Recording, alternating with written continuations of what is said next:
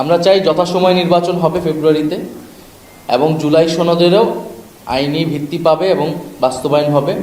সেই জায়গায় এই দুইটি দলসহ যারা সকল রাজনৈতিক দলের প্রতি আমাদের আহ্বান থাকবে, তারা যাতে এক জায়গায় আসে, ঐক্যবদ্ধভাবে আমরা এই পরিস্থিতির উত্তরণ ঘটাতে চাই।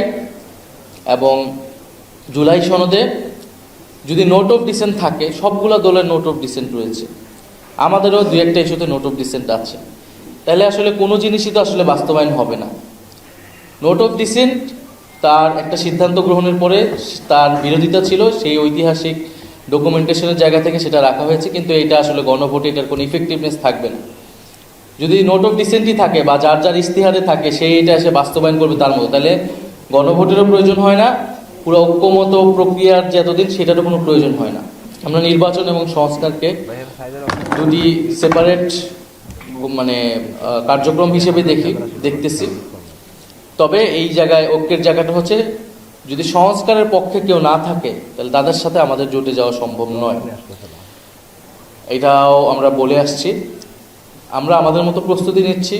যদি আমরা দেখি যে আমাদের যে মৌলিক দাবিগুলো রয়েছে, সংস্কার এবং বাংলাদেশকে নতুনভাবে গড়ে তোলা, আওয়ামী ফ্যাসিবাদ থেকে একেবারে বাংলাদেশকে বের করে আনা, বৈদেশিক আধিপত্যবাদ থেকে বের করে আনা এবং একটা অন্তর্ভুক্তিমূলক গণতান্ত্রিক বাংলাদেশ, এই দাবিগুলোর সাথে যদি আমরা দেখি যে কাছাকাছি আছে, এইরকম দলের সাথে আমাদের যদি ঐক্যবদ্ধ হতে হয় বা কোনো ধরনের সমঝোতায় যেতে হয়, তাহলে সেটা আমরা বিবেচনা রাখবো। সেই দরজাটা আমাদের জন্য খোলা আছে, কিন্তু এখনই কিন্তু কোনো সিদ্ধান্ত চূড়ান্ত হয় নাই।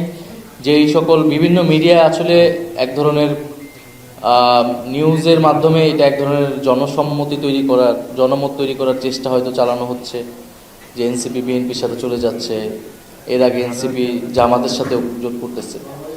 এই পুরো বিষয়টাই এখন সংস্কারের বিষয়ে আমরা দলগুলোর অবস্থান দেখব, নির্বাচন ইস্যুতে দলগুলোর অবস্থান দেখব, সেই বিষয়ে তারপরে আমরা সামগ্রিকভাবে সিদ্ধান্ত নিই। জুলাই সনদ আমরা আগের অবস্থানেই আছি। ঐক্যমত কমিশন সুপারিশমালা দিয়েছে, আমরা সেটাকে সমর্থন জানিয়েছি। সরকার যখন আমাদেরকে বলবে যে আমরা এইভাবে আগাচ্ছি, আমরা গণভোটের প্রশ্ন এটা থাকবে, অর্ডারে এটা লেখা থাকবে এবং অর্ডারটা জারি করবেন প্রফেসর মোহাম্মদ ইউনূস, তখন আমরা সনদে স্বাক্ষর করব। এখন পর্যন্ত ঐক্যমত কমিশনের জায়গা থেকে তারা দায়িত্ব পালন করেছে, কিন্তু সরকারের জায়গা থেকে আমরা এখনো তো কোনো অবস্থান আমরা পাইনি।